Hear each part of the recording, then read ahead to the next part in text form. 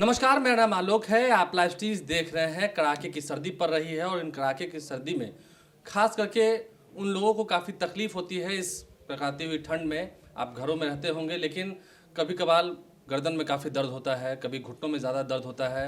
हम पुरुष और महिलाएं दोनों की बात कर रहे हैं। कभी कमर में ज़्यादा दर्द होता है और इस ठंड में वो दर्द काफ़ी ज़्यादा बढ़ जाती है, काफ़ी ज़्यादा वो दर्द जो है वो सताने लगती है। इस वक्त हम मौजूद हैं जाने माने मशहूर कैरोप्रैक्टिक डॉक्टर रजनीकांत जी के पास। पहले भी आपसे मिल चुके हैं, कैसे हैं? बहुत बढ़िया। नया साल बधाई हो आपको। आप लोगों को भी और आपके जितने सारे चैनल देख रहे हैं उनको भी नए साल की बहुत सारी बधाई हो। नहीं, अक्सर हम देखते हैं ये दर्द तो होता है, जोड़ों में दर्द होता है, कमर में दर्द रहता है और गर्दन में भी दर्द होता है। कह सकें पूरे कंधे के आसपास पूरा जो एरिया है वो काफ़ी दुखता है, दर्द होता है। लेकिन ठंड में ये दर्द काफ़ी बढ़ जाती है। खास करके अगर हम बात करें 30 से 40 साल और 40 से 50 साल की एज वाले जो लोग हैं, उनको तो काफ़ी ज़्यादा तकलीफ होती है। तो इसके पीछे रीज़न है, देखिए ठंड में होता है क्या है कि ब्लड सर्कुलेशन थोड़ा स्लो हो जाता है। हमारे बॉडी में जो ठंड के कारण होता है क्या है कि ब्लड सर्कुलेशन स्लो होता है। तो स्लो के कारण जो जब मतलब ब्लड सर्कुलेट अच्छे से नहीं हो पाएगा तो उसमें पेन आएगा। चाहे वो अगर इससे रिलेटेड कोई अगर मतलब ओल्ड एज के जो पेशेंट जो होते हैं, जो दर्द से पहले ही प्रॉब्लम होती है, गर्मियों के दिनों में थोड़ा कम होता है लेकिन ठंड में ज़्यादा बढ़ जाता है ड्यू टू ब्लड सर्कुलेशन। वो कम होता है जिसके कारण स्मूथ ब्लड सर्कुलेशन नहीं होता है। उसके कारण वो जितने सारे जॉइंट्स हैं, जितने सारे मतलब ये बोन और मसल से वहाँ पेन होते हैं। मतलब ये एक्सरसाइज तो लोग करते हैं, वो करना चाहिए, लेकिन कुछ जो पुरानी दर्दें होती हैं, हम कह सकें कभी चोट लगी हो या कुछ ऐसी बात हो, वो भी एक खास वजह बन जाती है। नहीं नहीं, वो भी खास वजह बन जाती है। मैंने बताया अभी आपको, जो ठंड जो होता है ना, ठंड में होता है क्या, टेम्परेचर का भी हम लोग होता है क्या, टेम्परेचर डाउन होने के कारण बॉडी का भी टेम्परेचर डाउन होता है, जिसमें ब्लड सर्कुलेशन जो है थोड़ा स्लो होने लगता है, जिसके कारण ये सब पेन आता है। तो हम देखेंगे डायबिटीज़ वाला हो या बीपी वाले हो, उन लोगों को भी ठंड में ज़्यादा प्रॉब्लम होता है। रीज़न क्या है? Blood circulation. नहीं, तो डायबिटीज़ और बीपी की जब बात करें तो कुछ लोग जो हैं वो डरते हैं कि कैरोप्रैक्टिक की जब बात होती है तो देखिए ये हमारे पूरे बोन का स्ट्रक्चर होता है, ये बैकबोन है हमारा। तो आपने एक बार बताया भी था पिछले इंटरव्यू में जब हमने आपसे बात की थी, पोस्चर खराब होने की वजह से भी एक समस्या होती है।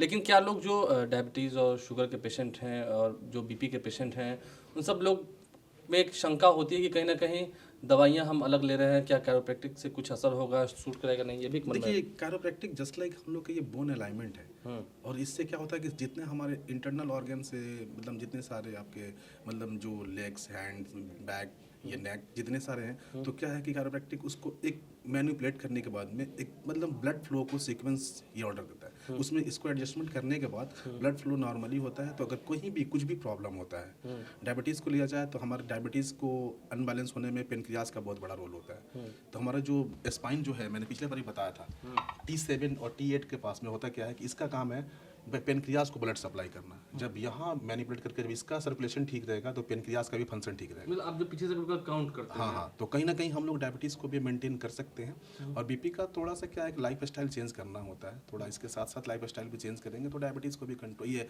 बीपी को भी कंट्रोल में ला सकते हैं। तो देखिए कैरोप्रैक्टिक की जब बात हो रही है, एक बार फिर से हम आपसे अपील करेंगे, मैं खुद उसके लिए तैयार हूँ। कैरोप्रैक्टिक आप करके दिखाएंगे कैसे, क्योंकि पिछले वीडियो में हमने देखा है। लेकिन एकदम एक और सबसे बड़ी बात है कि जिन लोगों को डर लगता है कि ये मतलब कुछ ऐसा कुछ है, बोन क्रैक्स हमारे होता कई है। सीनियर हैं, उन्हें भी डर लगता है। वो कहते हैं कि कहीं कुछ गलत ना हो जाए, कुछ उल्टा ना पड़ नहीं जाए। नहीं, ये टोटली स्मूथ है, एकदम स्मूथ और लाइट मतलब एडजस्टमेंट उसके होता बाद है। ऐसा तो नहीं है कि कुछ तरह के फिर ध्यान देना पड़ता होगा, कुछ नहीं केयरलेसनेस देखिए, से जो मैंने आपको बर्दाश्त बताया नहीं कि होगी। Just like alignment, body alignment क्या है कि हर एक लोगों की ज़रूरत होती है। होता क्या है कि गाड़ी हम लोग 2000-5000 किलोमीटर चलाने के बाद सर्विसिंग करते हैं, बॉडी को कब करते हैं?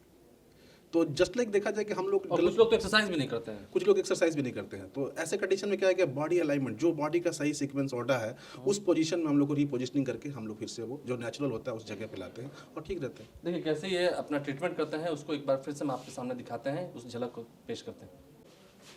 आइए, पहले सीधा लेट जाइए। इधर का तो सही है, बस देखिए यहाँ आपको पेन होता है, लो छोड़िए, देखिए इधर बैठिए, एकदम लूज छोड़ दीजिए। एक सांस लीजिए लंबा सा, नाक से लीजिए, मुंह से छोड़ दीजिए। बस, दोबारा से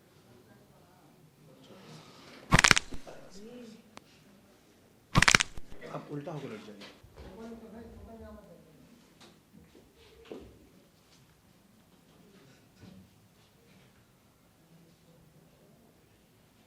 एसिडिटी लगता है कि आपको भी परेशान कर रहा है लोग जी? ये देखिए यहाँ ठीक है, बॉडी को लूज छोड़ दीजिए, एकदम लूज, हाँ एकदम लूज, ठीक है, टाइट रखे थे आप, लूज, बस।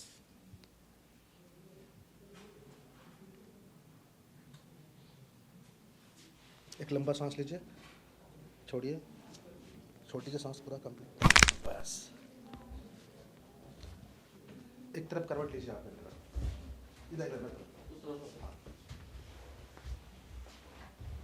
और किनारे आ जाइए, थोड़ा और, बस। नीचे का पैर सीधा रखिएगा, इसे मोड़ दीजिए, इसको लॉक, इसको लॉक। एक लंबा सांस लीजिए, छोड़िए, ऐसे ही ठीक उधर घूम जाइए, लॉक लॉक, लेग डाउन, इसको पकड़ लीजिए आप, एल्बो को लॉक कीजिए, पकड़ लीजिए, हाँ। एक लंबा सांस लीजिए, छोड़िए, बस बस, सीधा लेट जाइए। कर रहा था, देखिए थोड़ा आपका, देखिए राइट शॉर्ट है, देखिए दिख रही है, अप्रॉक्स 1 इंच, एकदम लूज छोड़ दीजिएगा,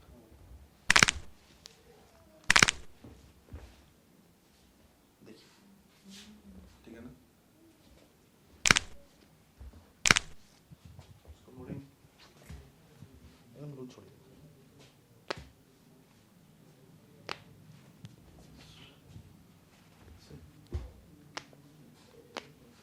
उठ के बैठेंगे।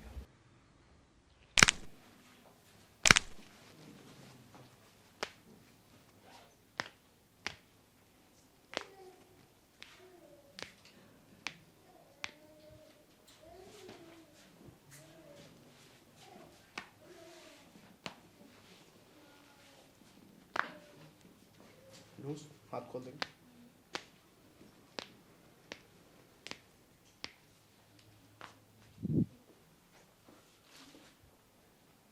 दोनों हाथों को पीछे ऐसे लॉक कीजिए, सामने देखिए, बस थोड़ा सा स्पेस बनाइए। एक लंबा सांस लेंगे, छोड़ेंगे, बस बस। थोड़ा चल के देखिए,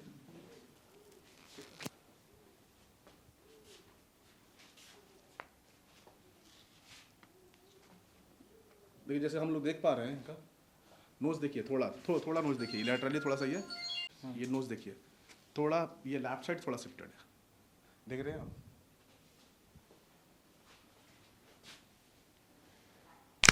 बस बस। अभी देखिए, ब्रीदिंग आपका बहुत क्लियर हो गया, सांस लेकर देखिए। तो इस कैरोप्रैक्टिक ट्रीटमेंट को आपने देखा और जाना कि कैसे कई सारी ऐसी चीज़ें गड़बड़ा जाती हैं आपकी बॉडी में जो आपको भी नहीं पता चलती। इस वक्त रजनीकांत हमारे साथ हैं। अभी आपने जो किया है, कह सके पूरी सर्विसिंग कर दी मेरी बॉडी की, उसके लिए तो धन्यवाद। लेकिन आपने देखा कई ऐसी चीज़ें थी, जैसे कि पैर जो था वो दोनों एक साइज़ का नहीं हो पा रहा था। हाँ, जो पहले जो आपके था, जो मतलब वो हो सकता है स्टैंडिंग पोजीशन में आप नॉर्मली स्टैंड जैसे होना चाहिए, उस वे में नहीं होते होंगे, एक लेग पे ज़्यादा सपोर्ट करते होंगे, तो उस कंडीशन में होता है क्या कि पेल्विस थोड़ा सा टिल्ट हो जाता तो है। ऐसे तो कई लोगों के साथ होता होगा। ये जनरली लोगों के साथ होता है, 100 में 90% लोगों के साथ प्रॉब्लम होता है, क्योंकि वो लोग और उन्हें ये पता नहीं चलता है, इसलिए आगे जोड़ों में दर्द जो है बढ़ती जाती है। आगे पता नहीं चलता है। होता क्या है कि एक लेग जो है, 1 लेग स्टैंडिंग उन लोगों का काफ़ी हो जाता है, तो जब भगवान ने 2 पैर दिया है, दोनों को यूज़ नहीं करेंगे, एक को ज़्यादा यूज़ करेंगे तो फिर प्रॉब्लम तो आना है, फिर वो कहीं ना कहीं 2-4 साल 5 साल बाद फिर प्रॉब्लम आना शुरू होता है। नहीं, हमने अभी देखा कि बैकबोन जो था आपने उसको तो प्रेस किया, उसमें से साउंड आए, क्रैक्स आए। जो नाक और कान का था वो समझ में नहीं आया। नहीं, नोज़ का भी देखिए, नोज़ का मैंने आपको देखा, आपका लेफ्ट साइड जो नेजल सेप्टम जो होता है थोड़ा डेविएट था, घुमा हुआ था, जो छोटी सी हड्डी होती है, मैंने बस उसको मैनिपुलेट किया और आपका नोज जो है स्ट्रेट आया। तो ये कॉमन है, ये होता है। तो ये ऐसे भी कई लोगों के साथ होता होगा। हाँ, बहुत सारे, अभी बहुत सारे केसेस अभी हमारे यूट्यूब पे भी बहुत सारे वीडियो है इससे रिलेटेड, बहुत सारे पेशेंट को मैंने ठीक किया जिसको ब्रीदिंग प्रॉब्लम आ क्योंकि रहा है। हाँ, क्योंकि सर्दियों में तो काफ़ी कफ जम जाता है, फिर सांस लेने में काफ़ी तकलीफ होती है। वो सब अलग है, लेकिन ये बोन का जो है ना, नेजल सेप्टम का वो अलग है, तो ऐसे केसेस आते हैं, तो कैरोप्रैक्टिक के द्वारा ये ठीक किया जाता है। देखिए, इनका जो क्लिनिक है वो पटना के, अगर हम बेउर मोड़ से आगे बढ़ते हैं तो राइट हैंड साइड पर महज 50 से 100 मीटर होगा। 50 से 100 मीटर। नेचर फॉर स्पाइन ना, ये क्या आपका back to nature spine clinic. Back to nature spine clinic available है। लेकिन हाँ, कभी कभार बाहर भी जाते हैं, डिमांड इतनी है, कई राज्यों में जा चुके हैं, कई लोगों से आप मुलाकात करते हैं, कई लोगों को देखते हैं। हाँ, वो सारे होते रहते हैं, मुंबई, हैदराबाद और ये पटना का तो कंटिन्यू होता है मेरा। मुंबई में अभी मेरा क्लिनिक भी ओपन अगले महीने हो जाएंगे, लोखंड वाला में। मतलब आप मुंबई में भी जाएंगे इलाज करने। तो फिर पटना वालों को समय नहीं देंगे? नहीं, पटना वालों को भी समय देंगे, पटना कैसे छोड़ सकते हैं? पटना तो अपना है। देखिए, तो रजनीकांत हमारे साथ है, आप ज़रूर यहाँ आएँ। हमने आपको लोकेशन भी बताया है, बेउर मोड़ से जब आप आगे बेउर जेल की ओर बढ़ेंगे तो जेल तक नहीं जाना है, वहाँ जो गलत काम करते हैं वो जाते हैं। उससे ठीक पहले ही आप दाएं हाथ के साइड में देखेंगे, जब 100 मीटर आगे बढ़ेंगे तो back to nature spine clinic है इनका, मेन रोड पे ही है। आप आएँ और यहाँ पर जो प्रक्रिया है उस प्रक्रिया के तहत अपना दिखाएँ। डॉक्टर साहब, ज़्यादा फीस नहीं लीजिएगा, एकदम मतलब नॉर्मल ही रखिएगा। एकदम नॉर्मल ही है। नॉर्मली रखेंगे। हमारे साथ डॉक्टर रजनीकांत है, क्या कुछ उन्होंने बताया, क्या कुछ सिखाया। देखिए, ऐसे कई सारे पोस्टर होते हैं जिसका हमें पता नहीं होता है और गलतफहमी के कारण वो बीमारी जो है वो धीरे धीरे बढ़ती जाती है, जिसके बाद आपको लंबे समय तक पछताना पड़ता है। हालांकि सही समय पर अगर सही उपचार हो तो समझ सकते हैं तकलीफ नहीं होगी, आगे मुसीबत नहीं झेलनी पड़ेगी। हमारे चैनल को सब्सक्राइब कर लें, साथ साथ फेसबुक पेज भी लाइक करें। धन्यवाद।